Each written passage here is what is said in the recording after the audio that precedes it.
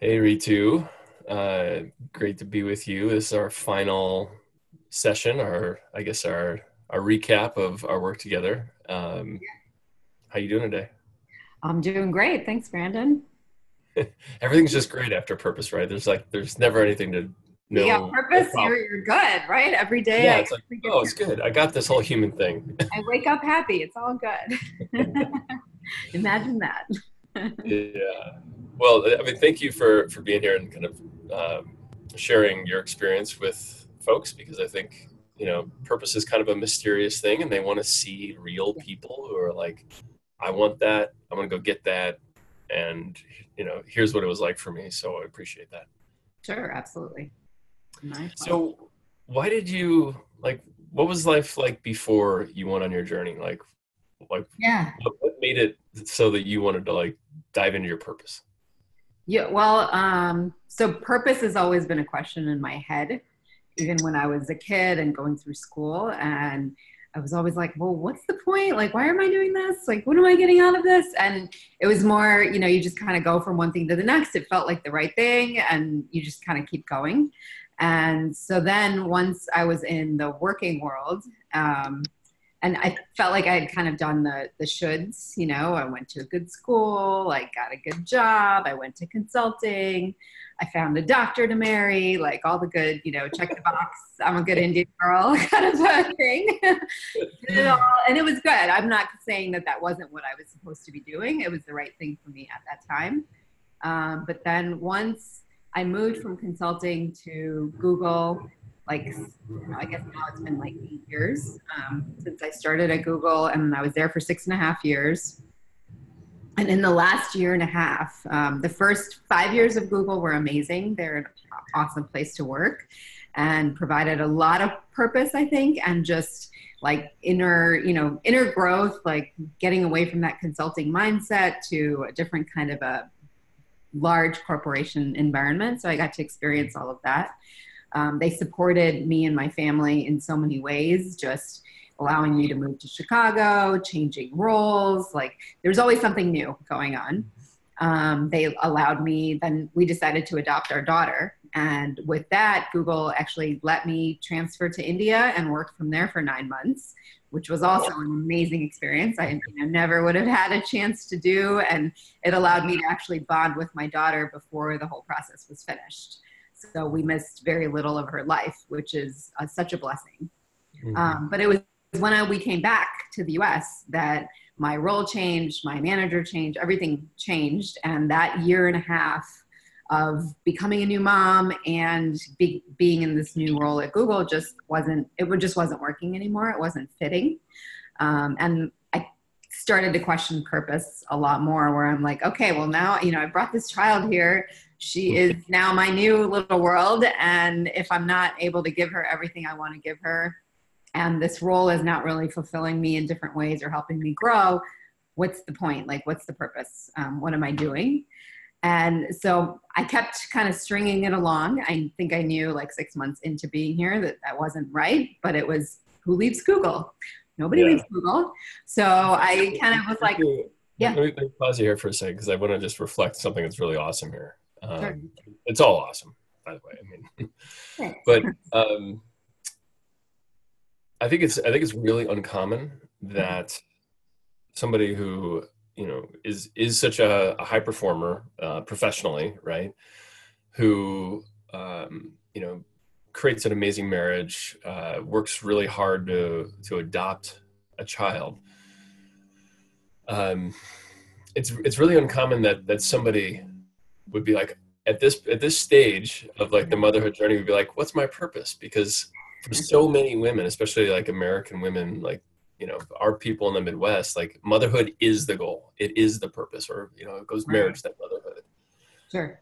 and they often don't come back into the question of purpose until the kids start to leave, and Yeah. it's really interesting that like it was up for you like right at the beginning. Yeah, because I mean, if my purpose is to be a good mom, this job was not helping me do that. And Yeah. I was like, well, and I knew I couldn't be wrapped up in just being a good mom. I didn't think that was a good role model for my daughter either. Mhm. So I'm like, okay, well, if I want to model the right behaviors, then I have to change something for myself. Yeah. And that was, it was a hard shift, but it was one that it became apparent because, I literally, my body started being like, yeah, this isn't working. Skin hives started showing up. I gained like 20 pounds. I'm like, I was remembering Oprah, saying, hey, if you don't listen, the universe will start knocking. It'll whisper, then it'll knock, then it's going to shake you up. And so I was kind of like, all right, well, either my health is at stake. That's not going to serve my family. That's not going to serve me. So what needs to change? And eventually it was causing strain. I'd wake up late, didn't want to go to work. So that meant my daughter was late to school. It meant my husband was like, what are you doing? Everything's chaotic. So it was affecting all parts of my life. And that's when, even my husband was like, enough. Like, we've given your best shot. Like, you don't have to make this work. Like, let's do something different. Like, we can afford for you to try something else. So find something else. And the way I came to work with Brandon, strangely enough, was my manager at the time at Google. He said, hey, you keep talking about you don't know what the purpose of your job is here. I have this crazy friend from business school who calls himself a purpose coach. Do you want to talk to him? And strangely enough, I was like, yeah, definitely. I'm into all that. Like, let's do it. And then turns out Brandon and I went to the same high school. We graduated from the same class. Like, that was a sign from the universe that, yes, this is the guy that I'm supposed to be working with. that was really I'm still, I love those things because it just kind of like lets you know that, okay, we're not maybe totally in control of all this. Like, you and I, like, we're ping pong balls. Like, we just came back. Like, okay. Right. Totally. Right. No, I totally took it as a sign. Like, yeah, he's the guy. I don't need to search anymore. Awesome. So even though he was the cool kid in school and I was the yearbook nerd, it's all good. I was not cool. I wanted to be cool, but I was not cool. But yeah, anyways, we can rehash high school for sure. But I want to ask you about, what was the process like of discovery? So as you moved through, each of the different, stages of the journey, the initial discovery, the working with resistance, the deeper discovery, your quest, and then the integration. Like, tell me, like, what were your favorite parts of the journey? What'd you really get out of it? Yeah, I mean, well, the first thing was I started working with you before I left Google, which was really important to me because that meant I would be 110% sure that I didn't make a mistake by leaving, or I didn't leave for the wrong reasons. Not that I didn't want to feel like, oh, I just didn't give it the best chance, or I just gave up, I quit, any of those kind of feelings of like, yeah, you just left an amazing position at Google because you were scared, or you were not, you were just feeling like, oh, you didn't try hard enough. So you helped me walk through that. And so that was the first piece of the journey that I think was critical. So then once I left, I was very confident in my decision and never looked back, and have still never looked back. Are you sure you don't want to go back to Google? Absolutely. All that free candy and the slides and the... No, even the massages and all that, I figured out how to replace it. It's all good. I'm happy to pay for that. It's not a problem. And then one of the exercises you had me do that helped me realize the disconnect between my vision of myself and other people's vision was that, read you through your eyes vision. And doing that exercise and getting external feedback showed me that I did not feel the way people perceived me. So that was not, I was like there, I was showing off something else, but I was being something else in my soul. Mm-hmm. And that was important to notice and realize that's why I was feeling so kind of lost. Yeah. Cool. So that kind of like, created the gap. Like, oh, wow, like there's a lot more of me here that I'm currently owning. Yes. And then in terms of like the discovering and closing that gap, like what other parts of the journey were impactful for you? Yeah. I mean, then just going through the purpose pantry and just thinking about like, what is most important to me, going through understanding the values that are most important to me, where I won't give up, those are non-negotiable. no matter what, versus like, you know, and just thinking about like, what is my next stage? What's important? And then that purpose tree, like coming up with that as a first go of, hey, this is what's actually going to give you real purpose. And it's going to be unshakable, as opposed to being like, oh yeah, no, everybody goes and gets an MBA. So yes, check the box, you know, like this was at another level, to use all those skills and things that I've gotten. I'm totally appreciative of all the investment that has gone into me, to bring me to this point. Wow. And then I want to know if you want to share about the birth of Courageous Beast. And yeah, so the Soul House exercise, this is, you know, an exercise Brandon has you do. Like we were just, I don't know, on the phone visualizing, and I have no idea where these two words came from. So I'm just in there thinking somewhere in my subconscious, unconscious, I don't know, came these two words, Courageous Beast. And it made me just shiver. Like, it was like, this is who I want to be.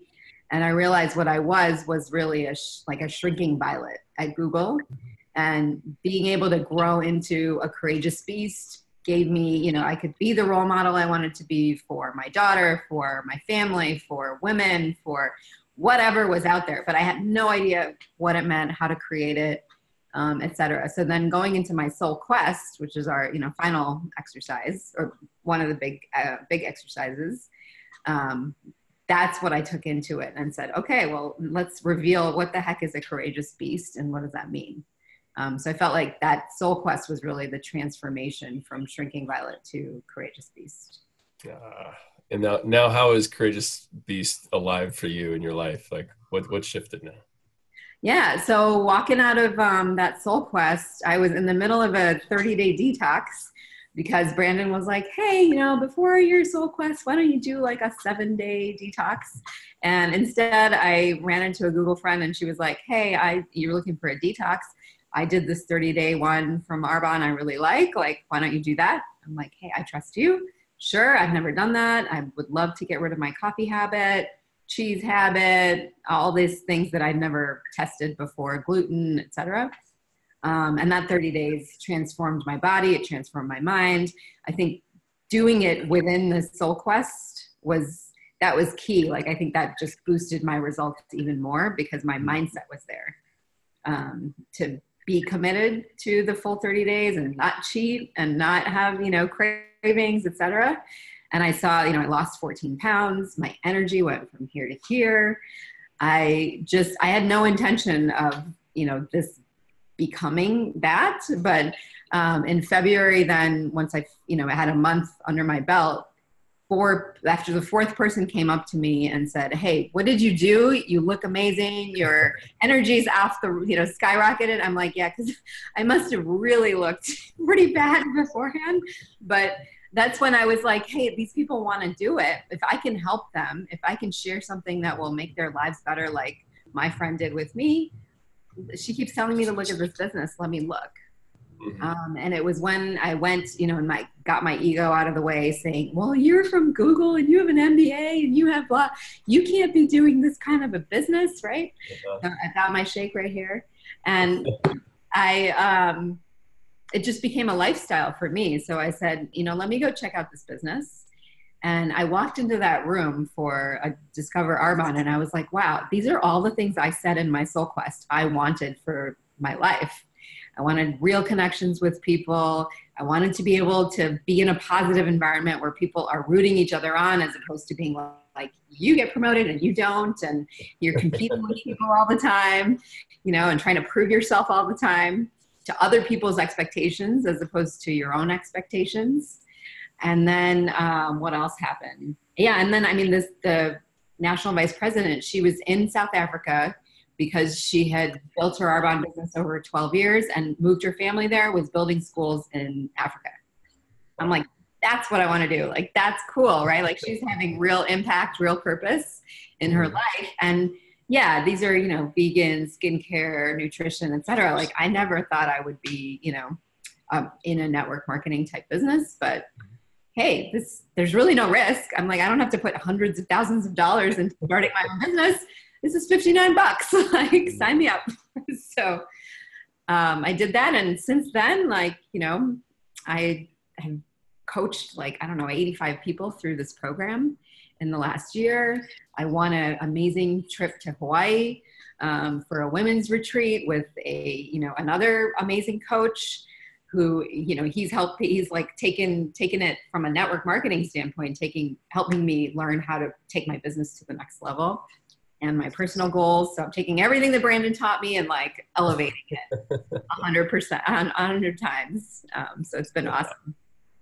Wow. Oh, and we found our dream home. So literally came out of the Soul Quest with saying, I wrote it down, like in the next year, we're going to find our dream home, which included like being able to walk to my daughter's school, enough space, a beautiful view, etc.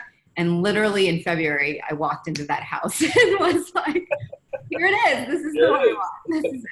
And we've been for like 10 months. Would you mind just like turning on the camera and like showing people your view? Because I've seen it and it's amazing. Like, just absolutely. Let them see what's up. Absolutely. Okay, so this is our little kitchen, and then the view. Walk out of here. Oh man, Millennial Park. It's a pretty cloudy, rainy day here in Chicago, but still not a bad view. Right on. So great. So it was, I walked in and I'm like, there's got to be a catch. Like something's missing, something's wrong, but it's all good. This is the universe. Wow, me too. Well, I just want to acknowledge you as like an embodiment of the work of, what it actually means and what it looks like and feels like to stand inside that deeper soul identity, like to really engage with Courageous Beast, like full on and have it guide you. I mean, because everyone who knows you knows you're going to be successful and happy and content, but like the humility and the kind of surrender to like that deeper journey, I don't think anyone expected that. And it's really beautiful. I don't think I did. I don't think I did. I mean, there was a lot of judgments that you had to get through and a lot of mind blocks of like, do you really need this? Like, this is kind of hokey, like all of those. So if that speaks to anybody that you're talking to, like, I hope that helps, because it really is. I mean, that joy, it only comes from inside. Like, it's really nothing else that you can, if it's not authentic, everybody knows. They actually know that you're putting on a face and you're putting on, you're putting on a show of some sort. But when it's coming from inside, like, it just radiates and people just get it. Awesome. Well, thank you so much for sharing your journey with folks today, because it's every little bit, every one of these stories helps. It moves the cultural needle, moves people towards the courage it takes to actually like live and share and lead with your purpose. And I think it's awesome that you've already stepped into like leadership and like coaching people, and it's amazing. Been fun. I'm having fun. My husband asked me, he's like, are you still okay that you left? I'm like, absolutely. No question. No question. So. All right. Well, thank you very much for you too.